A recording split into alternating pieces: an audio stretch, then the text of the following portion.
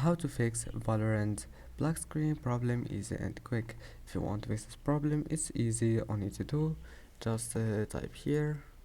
Just type here background apps, and after that turn off background apps and then go back.